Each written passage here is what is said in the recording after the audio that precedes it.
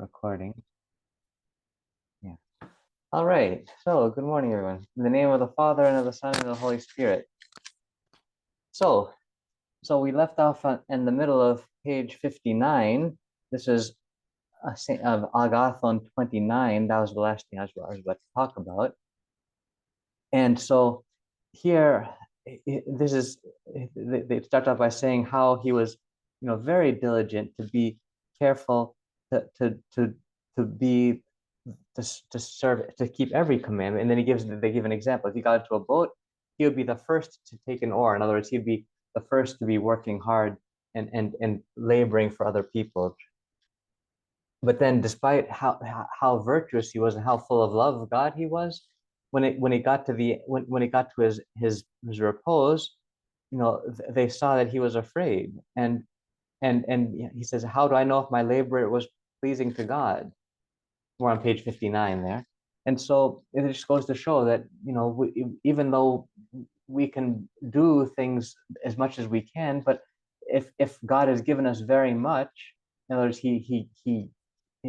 for us, it's normal and natural to pray and to be kind and helpful to other people. Well, then God's going to expect much more for us. So that's why even if a person is working miracles, they still can't be certain that they're saved and on track and they're all set.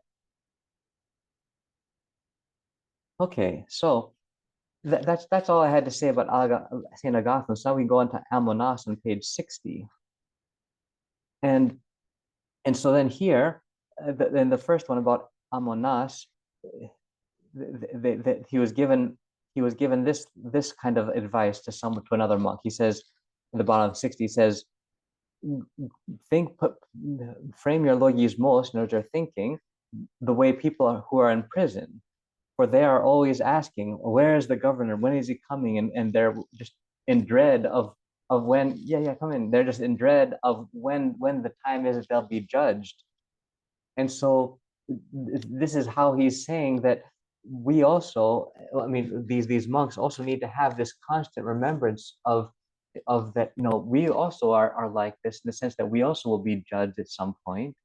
And if we can have this constant remembrance of judgment, well, then this is something that will keep us on track. And it's when we start forgetting the fact that, oh, we're accountable, that we can start becoming negligent and start even sinning and stuff. And so and I see there's something just in human nature that we do need accountability in order to stay on track. And that's not only in the big picture of our salvation in general, but even in day-to-day kind of thing. I mean, if we don't have a sense of I'm accountable to someone, or then I can't just waste time or be negligent, even in terms of like my job or stuff. But the same thing happens in the spiritual life as well. When we don't have a sense of accountability, well, then that's when it becomes very easy to get off track. So that's how there. And then in Amonas number 2, there on page 61, he's talking about how Abba Amonas met a basilisk, and a basilisk. I looked this up. It's actually the people don't even know quite what a basilisk was. Some people think it was a cobra, but it might actually have been even a dinosaur, because according there are many indications that the dinosaurs were around much later than we thought. And so that's just my own personal theory. Yeah, have a seat. Because there were, I don't get too sidetracked about the old Earth and the new Earth theories, but there are, because we know that according to the Bible, just an aside on when the world was created, we know that from Genesis we have a continuous lineage of all the people who have lived from Adam all the way to Christ, and then of course after that. And so people have calculated when it was approximately that the world was created. And so according to their calculations, the world was created about 7,500 and 30 years ago, roughly. And so, of course, this means that if the world was created only 7,500 years ago, then of course all this thing that many scientists are saying that the world is billions of years old and the dinosaurs are around millions of years ago, this of course can't be true. And there is actually a lot of scientific evidence that that is in favor of this theory that the world is only a few thousand years old, not millions and billions of years old.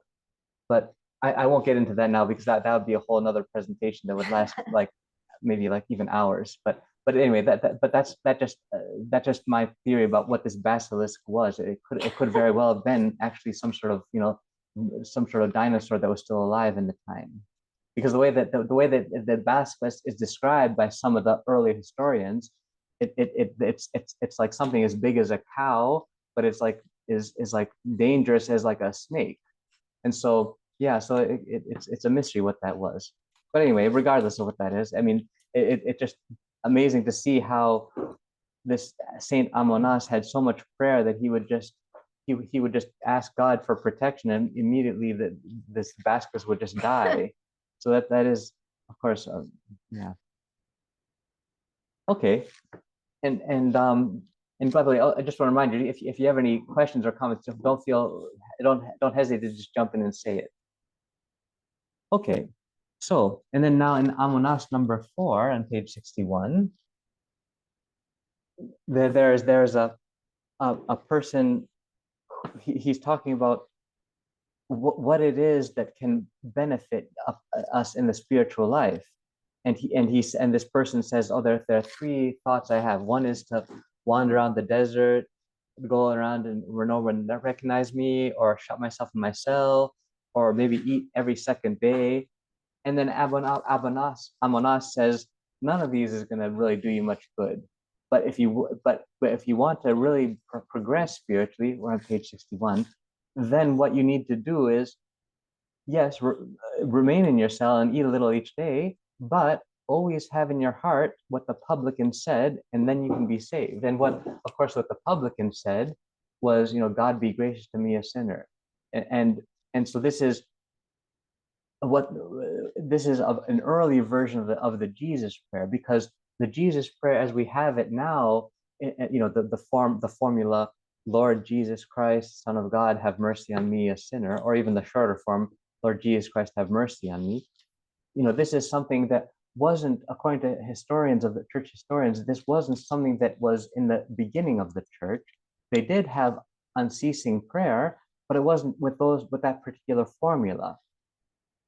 So some of the fathers would just be saying repeatedly, Kyrie eleison, Kyrie eleison, Kyrie eleison, Lord have mercy, Lord have mercy. Others would be saying this prayer of the publican, evidently, like, God be gracious to me, a sinner, or other similar, very short prayers that they would just repeat constantly.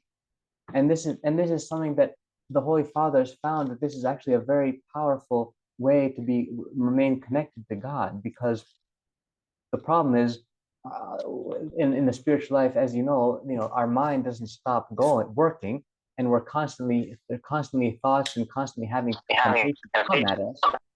But by having the Jesus prayer ready, and if we have our mind on Christ, well, then we're much more resilient to these temptations as they come. So that's why it's such an important thing to be saying the Jesus prayer, or some other kind of prayer constantly. Yeah, I'm just going to mute someone here. Okay. Yeah. Okay. Oops. I didn't hang up. Okay. Yeah. Okay. So, I can't mute that. Okay. Anyway, so now in the next one, in the bottom of 61, there's Amonas number 5. And so here, this was, again, it's a little bit of an obscure saying, but what ended up but the key thing of this passage, Amonas number 5, is that he gave them comfort and told them not to leave their place, because what they're having, what the brothers who are suffering damage, they're suffering affliction where they are living. It says a case of spiritual damage, but of human affliction. And so this is a very important distinction, because what the Holy Fathers say is that if we're living in a place and where our soul is suffering damage because of the environment we're in, well, then this is not the kind of thing we should try to be patient with, but we should just get up and leave and find another way of living. of course, yeah. I mean, it's easier. It's much easier for a monk if you're just a monk in the desert. You can just get up and leave. If you have a family and you have your house and your mortgage, that you can't just get up and leave so easily. But the principle is still applicable. But that's but then if it's some sort of human affliction, in other words, if you're having sorrows because but you're not having actual damage to your soul, well then that's different because everyone in life has sorrows, and that's life, and it's meant to have sorrows that are most helpful for us. The sorrows can actually soften our heart and make us more compassionate and make us more attuned to what really matters in life.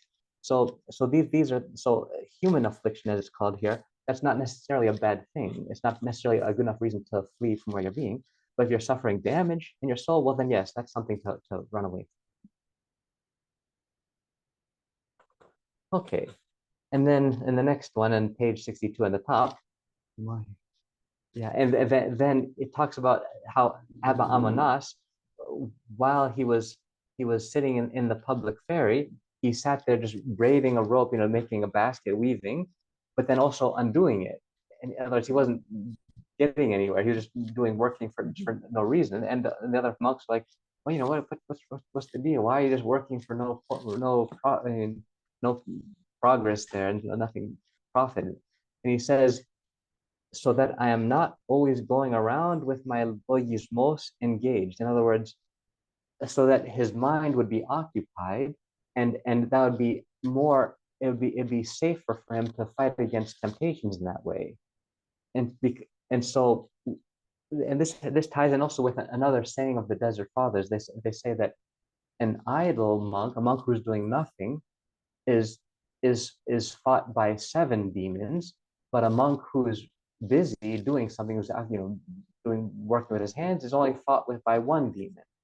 And so again, we can see how this is something we also can apply to our own lives, because it's when we're bored and just sitting there doing nothing, and that we end up getting ourselves in trouble, because we have to say, oh, let me just go online and watch this movie, or let me just we do something just sort of idle, and it's when we're idle we never accomplish things that are useful. And one person even said, um, uh, no one ever by wandering around no one ever by wandering around ended up on the top of Mount Everest. Or do you want to achieve something, you have to have a very direct purpose and deliberateness. Whereas if you're just sort of wandering around, whether it's physically or especially with your inner thoughts, you're not going to accomplish things. So that's why it's idleness is sort of a gateway to all kinds of problems. Yeah. Okay. All right. So now continuing on page 62 with Amonas 8. This is a very typical thing of the Desert Fathers, where it's this very vivid image they present of how Abba Amonas went on to the desert, and he was told by Abba Anthony to insult that stone and hit it. And so he insults that stone and hits it. Said, well, did the stone speak?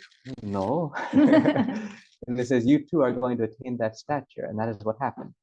And then he got, and so then has this really moving example of someone who some young woman who got pregnant. Evidently she was not married, and so she was, it was she committed a serious sin.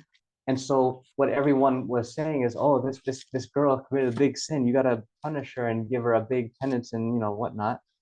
But instead he says, this Abba Amanas, who was a bishop at this time, says, oh, make sure you give her 6 pairs of sheets and give her extra care. And they're like, wait a second, she committed this sin, you're giving her all these presents. What's the deal? I mean, you're supposed to punish people, not reward people for their sins. But he's like, no, what do you mean? How can I give her a penalty? How can I punish her? She might even be dying in childbirth, and what else? What are we going to do? And so he was. This is just a very moving thing of how compassionate and tender-hearted these saints of the church were.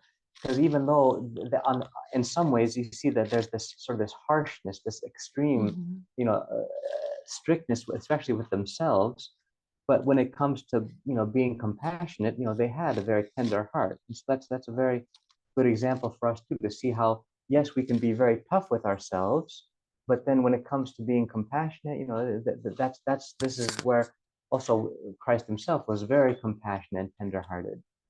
Mm.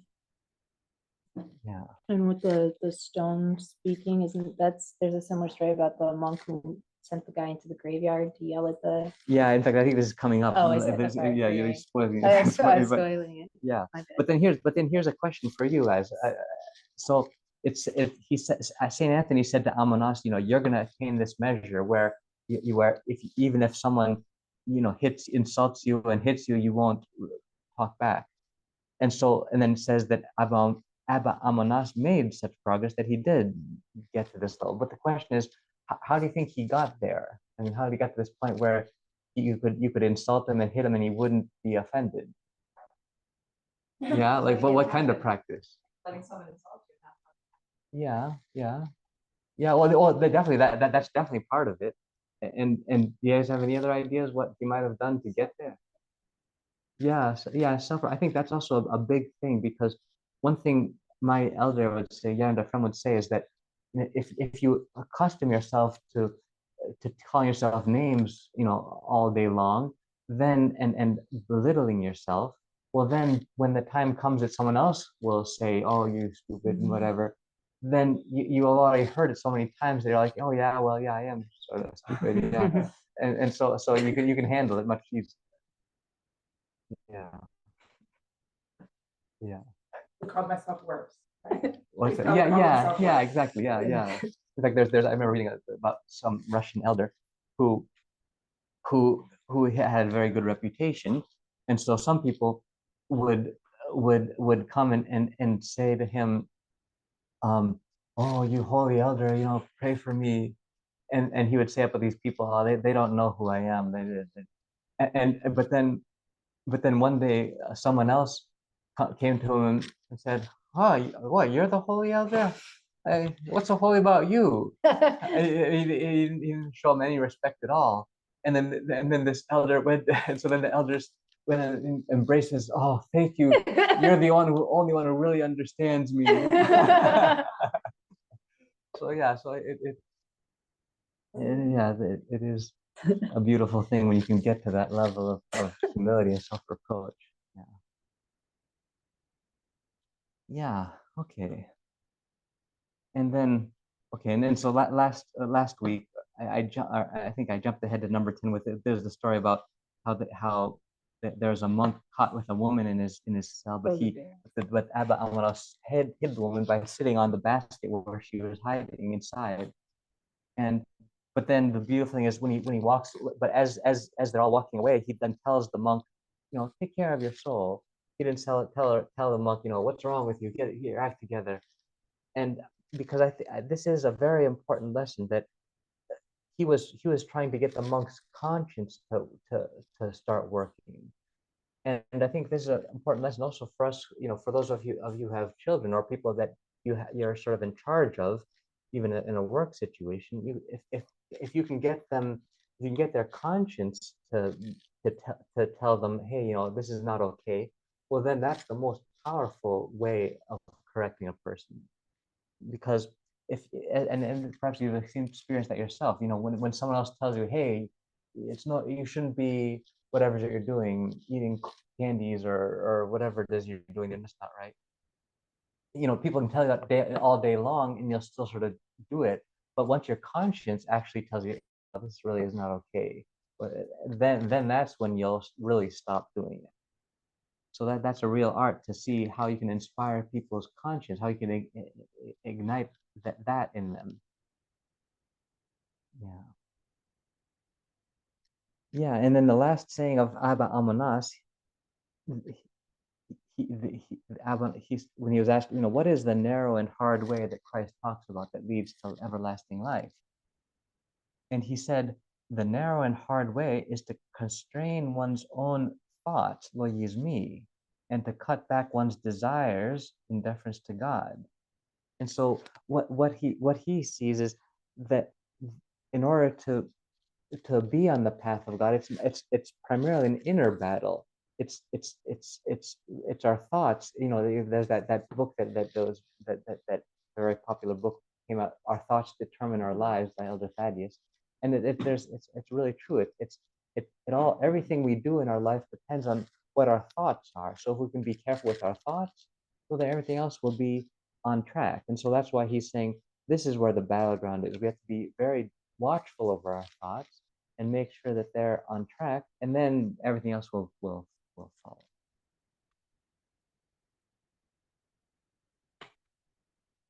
Okay, so and then now on to Abba Achilles. So on page 64, yeah, and this is this interesting situation where three elders came to him, three monks came to Abba Achilles, and one of them had a really bad reputation as being, oh, he's just a no good, he's a good for nothing monk. And all three of them asked him for a favor, you know, give me something as a blessing from you, like some whatever, like to make to weave like a net or something. And so the first two, he said, no, I don't have time, I don't have time. Then when the third one, who had a bad reputation, asked him, said, oh yeah, here, I'll teach you. And the other two were like, hey, what's the deal? How come you didn't give it to us? You gave this monk who has this, who's also like a bad reputation monk, and then he says that, there's, and they were amazed by his answer. They said, you know, if I didn't give it to him, he would have fallen into despair, thinking, oh, he's not making me something because he knows he heard my bad reputation, and he'd just be all more upset. And so instead, he's doing extra favors and for this monk who would be otherwise, as he says, drowning in sorrow. And so this is a general principle I saw also the elder Ephraim would also do it in the monastery in St. Anthony's. If there was a monk, for example, who was weaker and was not able to live as monastically as the others, he would be very he'd make many concessions to him and let him be, you know, let him do things his own way. And and I saw this, and I was sort of, well, I'm not scandalized, but I was like, I went to Elder Friend and said, yeah, no, wait a second, what's going on? You know, if you keep letting the lazier monks have it their way, and the way, and if this happens, you know, if this keeps happening, well then the lazy monks are going to be sort of like running the monastery, because the whole monastery will be done the way they want, not the way it should be more strict.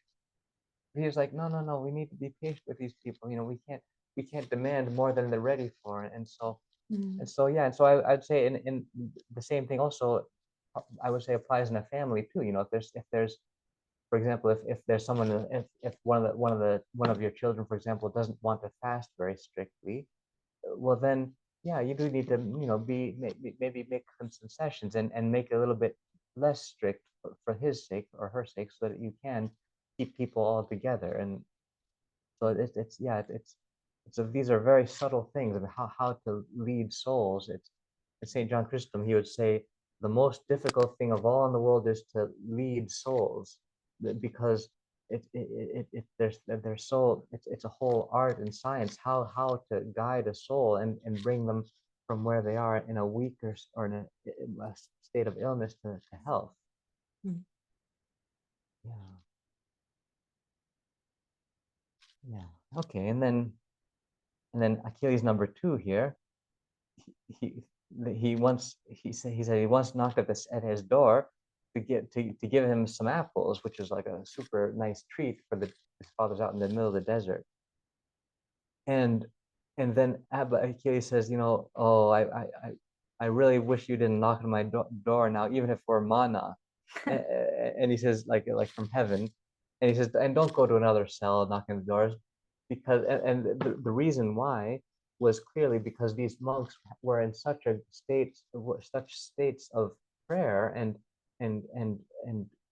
inner recollection and collectedness, that it would be they'd really be suffering damage by someone coming in and not, hey, you want some apples, you know, and so that's why, whereas if you just left them in the church, people could get them at a peaceful time. So again, this is just a beautiful lesson on how to respect other people's privacy, because this is something that the Desert Father, well, all the saints were big on respecting other people, that. And I would say, I even like Elder Fem, he wouldn't like just barge in my room if he wanted me. He'd just knock on the, if my door is closed, he would just knock on the door and wait for me to open it. And so, yeah, so just very respectful, and yeah. Okay.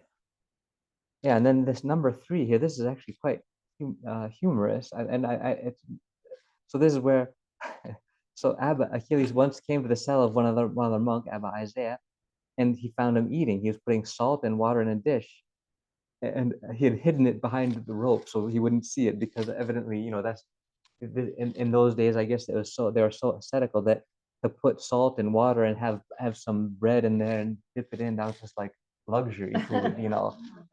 And so poor Abba Isaiah says, "Oh, I was just so parched, and I couldn't swallow, so I just put a little water in the bread." And then then Abba Achilles goes around and says, "Oh, come, look, everybody, look at Isaiah is eating soup," as if it's like whereas it was just like dried bread in salty water. And he says, if you want to eat soup, go back to Egypt, go back to the cities.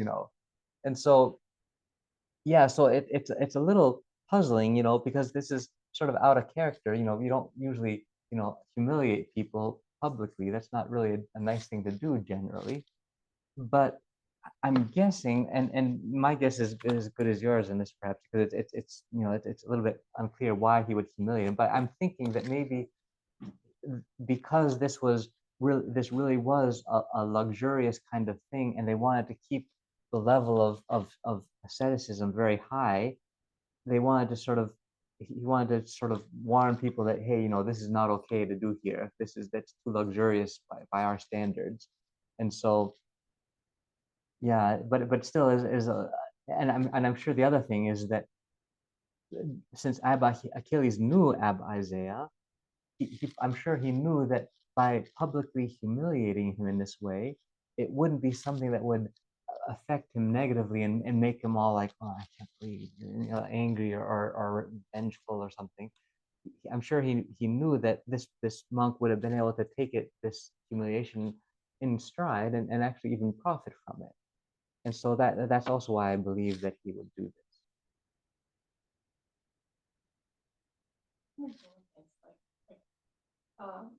Don't look at me, but look at yourself. Isn't that like the Bible? Don't look at me. If Yeah. I did something wrong, look at your own plank. Oh yeah. Yeah, so it's true that Christ does say, we're not supposed to be going around judging people and seeing their faults. We should focus on our own faults. And so that is a general principle that's important to follow. But in this case, I mean, I'm guessing here again, we're sort of, there's a lot of conjecture, but I'm guessing that this Abba Achilles had some sort of authority in the place, and perhaps it was his responsibility to be correcting monks if they deviate from what the standard, what's the standard is, and because that's definitely how it is in a monastery. I mean, it is the job of the abbot to be constantly on the lookout. Hey, what's this person doing? Why is this person? Hey, how come that person didn't come to church? And yeah, it is different if you have that position. Yeah.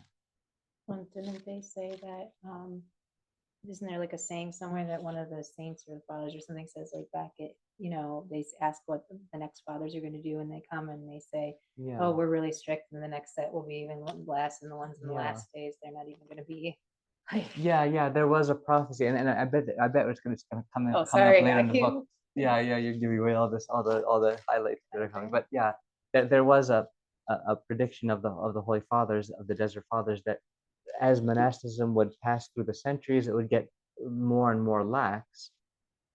And that is something we see that because the things that they were doing here. I mean, for example, like, here's just a perfect example. This person had some dried bread and water and salt, and this is like a luxury.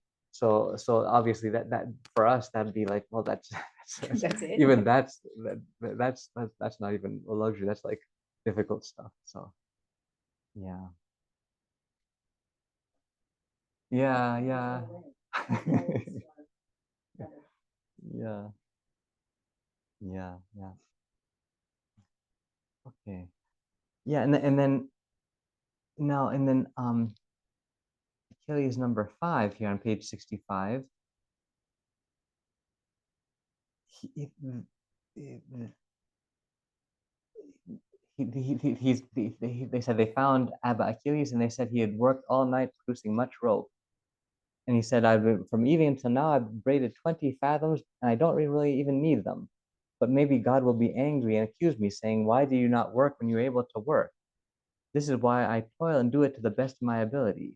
And it says, we went away enlightened. And so the way they were enlightened was that it was a lesson to them in how valuable our time is. And that is that even if we don't need, our time, for example, if this person who made these extra baskets, he didn't need them for himself, but it's something that he could be productive and then give alms to people. So yeah, and so this I think especially applicable to us nowadays because to see how much he valued his time. Hello, and he had this vivid sense of time is important and I can't just waste time and just let it just slip away because this is something that God gave us. And this I think this is something especially applicable to us nowadays because as I'm sure we all are guilty of the same thing of wasting a lot of time. It's so easy nowadays to waste time, and so it's important to remember that the time that we have, it's something Elder Hem would tell us, at the end of our life, it's very when we see the angel coming to take our soul away, everyone without exception will always say to this angel, oh, just give me just a few more moments, a few more hours. I just need to do a little bit more. And then the angel will tell this person who's dying, what do you mean you would need a little few more hours? You had thousands of hours, you had years that you wasted, and now you want a few hours? What now? So yeah, that is a scary thing to remember, that time is it's we're losing it and we're never going to see it again. Yeah. So now we'll go on to page 66 on Abba Amois. And there's this interesting story how he would, whenever he would walk to the church, he would not let his disciple walk very close to him. But his disciple sometimes would come, I have this thought about he wanted, confession or something while they're walking this long journey, perhaps. But then he would just, chase him away and say, no, I can't, I don't want to be talking because we might start talking about some other things and then we'll lose our spiritual benefit. And so this is something, this emphasis on silence is something that many of the Holy Fathers emphasized. And in fact, the St. Joseph the Hesychast that did the exact same thing with his co-struggler, Father Arsenios. They would always walk, whenever they had to walk, for hours, they would walk so far apart that they couldn't talk to each other, because Father Arsenios was sort of a talkative kind of person, and one day, Father Arsenios was so they were walking, and Father Joseph passed by someone on the way and didn't say anything. But then when Father Arsenios saw the guy, he started a conversation, and and then he joined, sort of walked. The two of them walked behind St. Joseph for a while, and then when they finally got to their destination, Saint Joseph was all strict with Father Arsenios. He said, what's wrong with it? What's wrong with you? Why did you talk? So is this person able to be a priest? Did you hear his confession? He was saying, what were you talking about all this time? So and this value of silence, though, is something that especially for monks, it's something that's very powerful, because one thing that we as monks try to do, but really all people should try to do, is keep a sense, if not saying the Jesus prayer constantly, at least keeping a sense of God's presence with us, because those are two very important things. The most powerful thing is, of course, to be constantly praying, but the next thing lower than that, that's still very powerful, is having a constant sense of God's presence. Perhaps you remember how when Saint Dositheos, and we talked about Abbot Dorotheos a few weeks ago, how when Saint Dositheos was at the end of his life, Saint Dorotheos telling him, "Well, keep saying the Jesus prayer as much as you can." He said, "Okay, okay, I'll do." But then when the pain got really bad, and Saint Dositheos was getting toward the end of his life, Abbot Dorotheos said, "Well, if you can't say the Jesus prayer anymore, you can't pray anymore. At least keep a sense of God's presence. That's the next best thing." And that's a very powerful thing to have with us, because when we know that God is with us, it, then the way we behave is very different than when we behave and we think no one's watching us and we can just do anything we want. And so there's one thing that silence helps. If by having silence, we have the freedom to think more, turn more inwardly, and have more prayer or remembrance of God. Yeah, yeah. When you say when we're not seeing the prayers, God's presence in our mind, Yeah. what do you mean by that? Like, are you? Like, Yeah. Can you elaborate? Like, what does Yeah. that mean for us? Yeah, Are we yeah. thinking of like Apathy or like what are we? What should Yeah. So one thing my elder said, he says there's two things we do constantly. Ευχή και theoria. So ευχή is the Jesus prayer, and theoria is this having spiritual remembrances, the things to think about. So it can be like the tapati to Christu, the sufferings of Christ. But it can also be thinking about, maybe your favorite saint, or something that Jesus did or said that was really moving, or thinking about how you're going to be judged, or how it's going to be like in heaven or in hell, or something that's in the spiritual realm, that's going to be inspiring you and keeping you sort of your soul sort of fed. And so this, or it could simply be even just whatever you're seeing, just thanking God for it. And so you just see, whether it's a person, you say, "Oh, thank God for so and so," or if you just see even just like a tree, saying, "Wow, God made this tree. Isn't that amazing tree?" And so that kind of thing is what they would say by remembrance. like I have someone who tells me it's a lot more connected to Orthodoxy and Christ. Yeah. And this person keeps telling me they cannot get their mind off like Christ, God, Apathy, or like Christianity in general. Yeah. And I'm like, that's crazy that's all you think about. Like, Yeah. when you're not like working, thinking about like Yeah. Christ and, you know, Yeah. or this, Yeah. or Yeah. Did you guys hear that online? What she said? Oh, she did. Oh, yeah. So, do you mind just repeating yourself? Okay. Well, she's just telling how there's a friend she knows who would constantly have her mind on as soon as she's done thinking about whatever, her mind would just naturally go back to something that Christ did or said, or his crucifixion, and she was amazed by how she has that ability to go back, her mind to go back to that all the time. And it is, of course, it's a beautiful thing to have, but I would say also, I'm sure for her, in her case, and anyone's case who has it has to be a matter of love, because it's not the kind of, you can't force your mind to think about something if you don't want to think about it. You have to really love it. And so, I mean, I know scientists who are like that, their mind is constantly on their science. Yeah. They're constantly thinking, "Oh yeah, that and that." Yeah. Or engineers are constantly thinking, "Oh, how can make that, whatever." And so yeah, but it's because they love it so much. And so that is the key to the spiritual life, is that if you can find a way to love Christ and love the spiritual life, well, then it'll become so natural that it won't even be an effort. It won't be something laborious. It'll be something joyful even. So yeah, that's why, and I think, and once you're, of course, once you're in that state, well, then you'll be very naturally on track all the time. And so, and perhaps that's why, one of the reasons why Christ says, the number one commandment is to love God with all your heart, because if you love God, then anything else you do will be fine. In fact, maybe you know this, there's once a saint of the church who would give homilies every Sunday after church. And one Sunday he was really tired, he didn't want to give a long homily. So instead of giving a long homily, he just got up on the ambo and just said, "Okay, everybody, love God and then do whatever you want." And then he got back on to this. It was true. I mean, if you love God, you really can do whatever you want. if you're truly loving God, So it does make it a lot simpler. Yeah.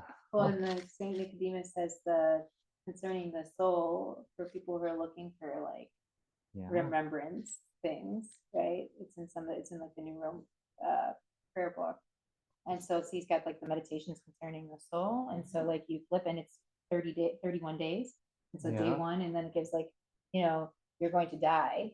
And Oh, then oh, like, have you something. thought about your soul? Like you can go to heaven or you can go to hell. You're going to be judged. What do Yeah. you think? And like each day there's like Oh, very, yeah.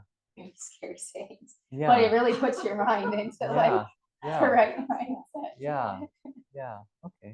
Yeah. And some people flourish with the sort of the negative approach, saying, "Oh, you're gonna die. You better get ready." And you don't know, you have so many sins. Woe to you, kind of thing. Whereas other people, that actually would actually have a negative effect on them, because there's some people already sort of so negative about themselves that if they were to remind them, yeah, you're gonna die, you better, they'd be like, oh, I'm just so far from God. How can I ever get anywhere? And it's all over. And so other people need much more the positive approach of saying, oh, God is love and He saves everyone who repents, and there's so many sinners in paradise, and that kind of approach can be much more inspiring for other people. So you have to know yourself. You have to know what kinds of thoughts will help you and not make things worse. Because the other thing, the opposite is true for other people too. There are other people who are so sort of happy-go-lucky about their spiritual life. They're like, oh yeah, everything's fine. I'm not just start taking it easy. God is love and I love God. Yeah, so we're all set. But they can be actually sort of negligent if they don't really have a deep love for God. And so they're the kind of people that do need to remind, hey, you're gonna die, you're gonna be judged, and yeah. Okay, so now in Amois number 2, page 66, he said to his disciple, when he was first a disciple, he says, well, how do you see me right now at the he says, oh, you're like an angel, because he was like, and then later on he says to him, and now how do you see me? Ooh, I see you. You're like the devil himself. Yeah, and you tell me something good, I'll just regard it. It'll be pierce me like a sword. And so, and this is something. This actually, the reason they included this saying of his, because actually it is a very common phenomenon. And I would say not only in monasteries, of how you first see your elder or your abbess as a saint, but then the years pass, you start seeing their flaws, and you might hold a grudge against them for not doing something you want them to do or whatever. And then you see them as like even an enemy. And I think from what I hear of married people, the same temptation can be in marriage too, where you first think your spouse is just an angel, but then as the years pass, you start seeing more and more their flaws. And if you're not careful, you can just get to the point where you say, forget this, I'm going for divorce. And so yeah, so this is something that takes real diligence. We need to be diligent, not let these things pile up, because I mean, Christ is very clear that we don't divorce someone just because we don't like them, but it has to be something very serious, actually committing adultery or something, or there's actual abuse. But if it's just like you don't like them, well, that means that the problem is also in you, that you also have to find a way to love this person, and and then there's a saying in Greek: if two people are fighting or arguing, they're both at fault. And so if you are fighting with your spouse, it's very helpful to see, why, what, how much am I to blame in this, and how much have I contributed to this unhealthy situation. Yeah. Okay. And yeah, and then in number 3, he talks about how Abba Amois was sick in bed for many years, and yet he never let his logismos, his thoughts, pay any attention to his inner cell to see what it contained, to see what others see what people brought him. And so when people brought him things, he would just close his eyes, so we wouldn't even see it. And so this is quite a fascinating thing to see how these elders in those days had so much their mind was so much wrapped in God, and so much on heavenly things that they didn't even want to get at all distracted with the slightest thing. And there's another desert father who, and maybe we're going to see him how he would do the same kind of thing. When he would go out to plant some, and do some work in the garden, he would wear his kukuli, his cowl, which sort of covers his face, so he wouldn't be able to see, further away. He'd just be sort of like this laser focus kind of thing. And so, of course, these are extremes that really aren't applicable to us because we don't have that kind of prayer where we're just so caught up in God that we don't want to get distracted. But it is at least somewhat applicable to us because, Christ said when Christ told us how to pray, he said, enter your closet and close your door. And what this is telling us is that we need to limit our senses. We need to, remove distractions as much as possible. And so what distracts, of course, a monk in the desert of Egypt is going to be very different from what distracts us here in the city. But we can still see, okay, we can be smart about this, saying, okay, well, I can cut out this distraction. I can limit my senses, and that way I will be more concentrated.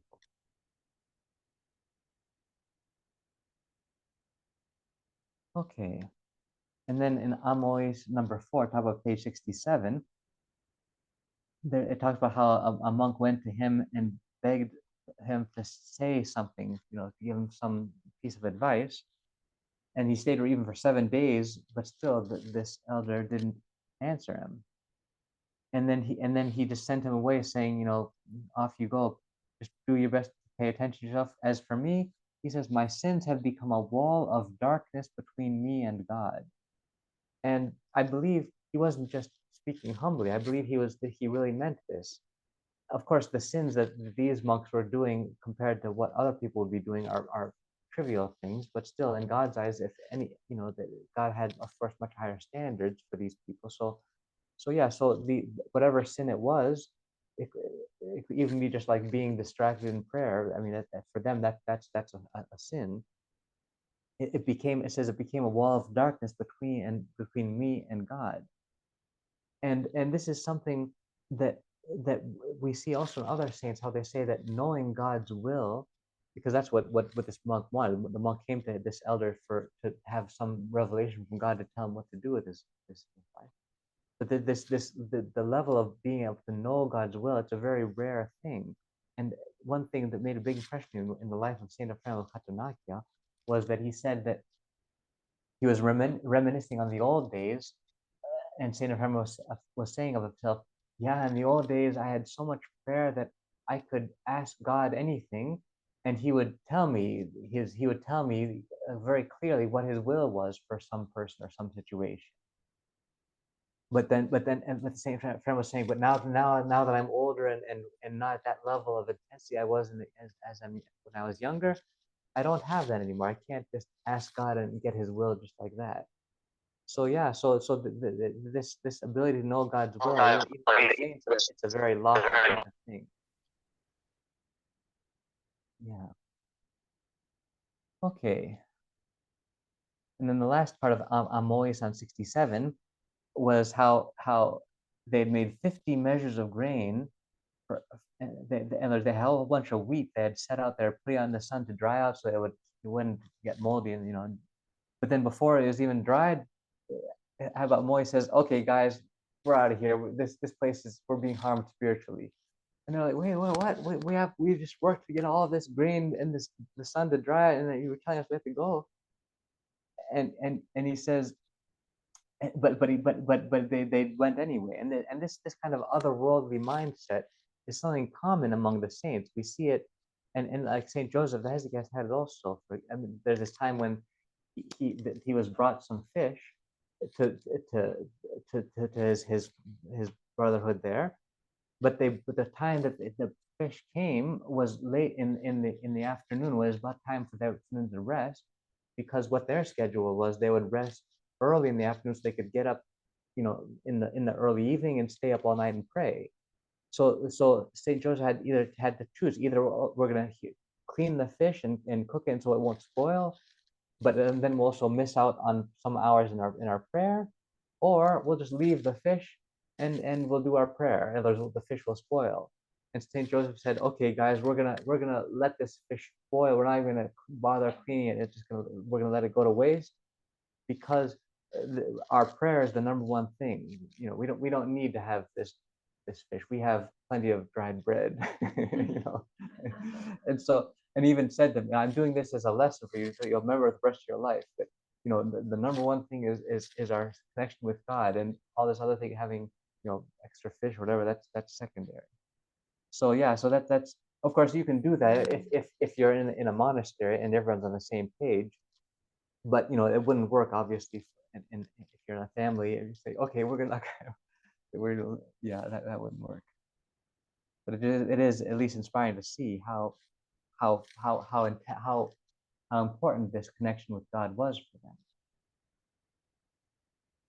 Okay, yeah, okay. Now in the bottom of 67, there's this cute story how Abba Amun, who was one of the first monks. He was there perhaps even before Saint Anthony was, and he goes sort of complaining to Saint Anthony. He says, "Hey, I struggle even harder than you do, and how come you're the one that's all famous?" And then Saint Anthony says, "Because I love God more." He's like the zinger, that he's one. It's like I always thought he's like one upping the other guy, but of course, these monks didn't have that kind of ego so we can't project our passions onto them.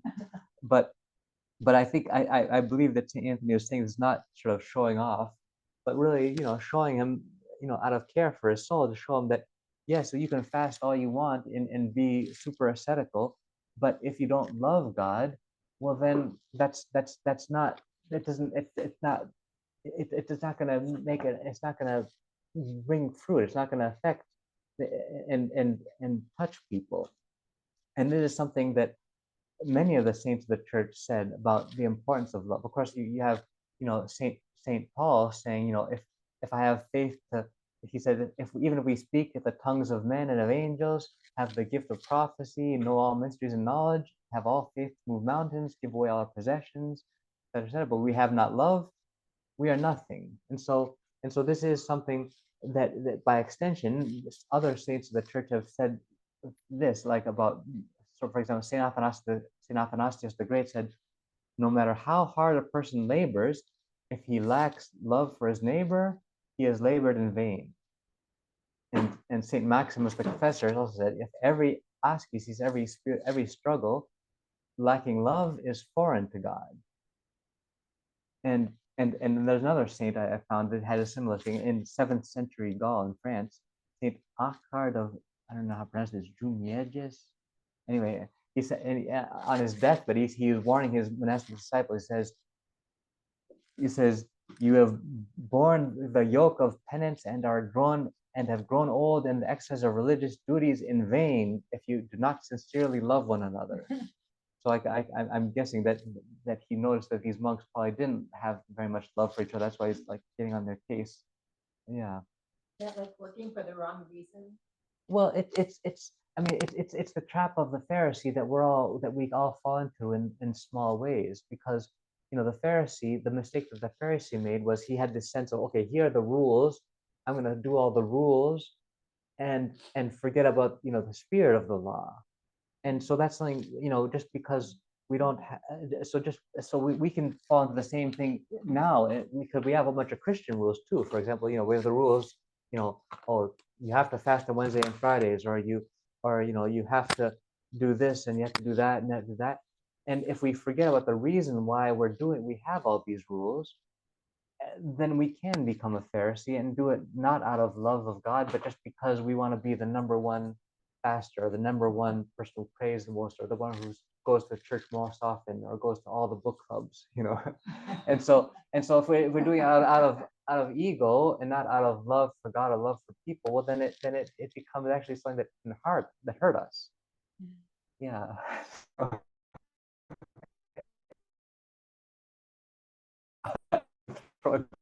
Book club. Yeah. For those saints, like as they're dying, they go, oh, they're afraid because they say, oh, I haven't loved God at all. And Yeah. so then I think to myself, well, if they haven't loved God, then son, how can we Yeah. possibly? Yeah. So in him talking, how do we love God more? yeah, so yeah, and this is something. I mean, there's one of the most beautiful. Well, Saint Herman of Alaska is a wonderful saint, and the sad thing is that we just have these little snippets of his life, so that his whole life story of all the things we know about it's actually pretty brief. But the few snippets we have are really really powerful.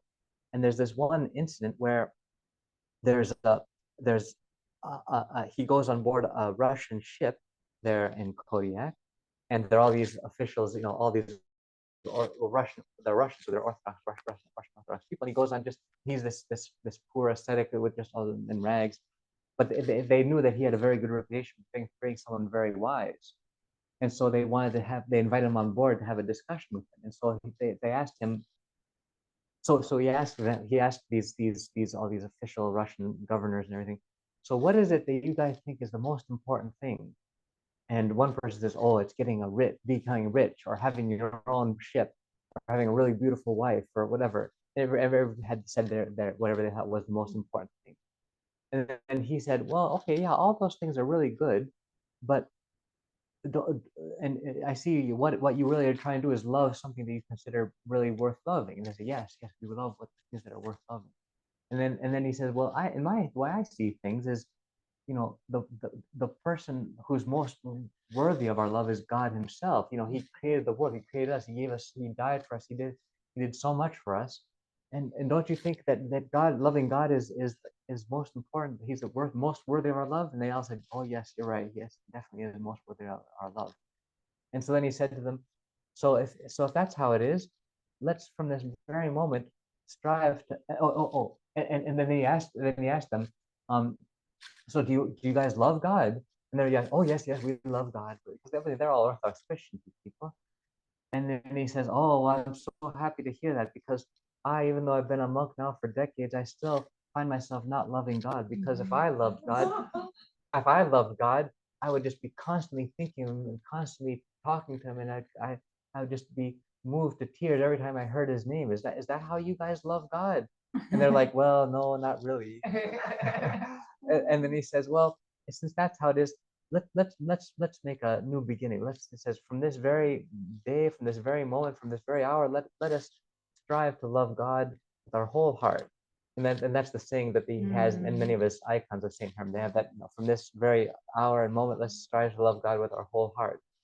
And but that does give us a slight clue into what love looks like, because I mean we all, I'm assuming we all want to know what it's like to be in love with someone, like romantically in love with someone, how we just are constantly thinking about that person, always want to be with them and talk to them, and and would we do anything for them. And so that kind of all engrossing love is what the Holy Father would call eros, which of course eros is a Greek word used also for the romantic love, but it's also used for the kind of love that a person has when they're in love with God. It's this very intense, burning kind of love. And so that's the kind of love that God wants us to have, because, and it's not for his own sake.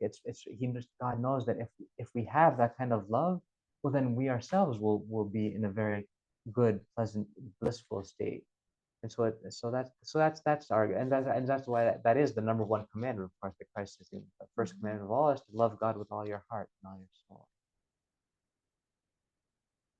Okay, well, we ran out of time, so we'll have to stop there. So I told you guys to read up to page 72. So I guess another 10 pages would probably be good. So we can get to the end of page 82 for next week. Okay, so the end of Biaris. All right. So that's the last one it starts with the letter Vita. And then, all right. So any last words, or if we just call it? We still have one more minute. I hope you guys are enjoying this book, because it is, yeah, okay, because it is. I realize it's a very sort of different kind of book, where it's a little bit obscure in a lot of these things, but yeah, okay. As long as you guys are enjoying it, we'll keep going on. Yeah.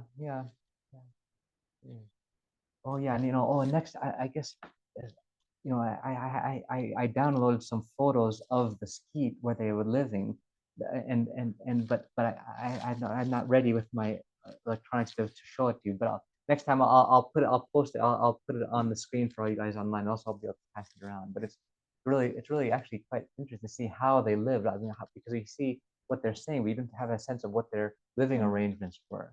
So I'll show you that next time. All right. So through the prayers of our Holy Fathers, Lord Jesus Christ, our God, have mercy on us. Amen. All right. God bless you all. Thank you for coming. Pavlogita, thank you, Father. Thank you, everyone. Yes. Thank you, Georgia. Nice to see you. Your blessings, Father. Yes. God bless you. Thanks for praying.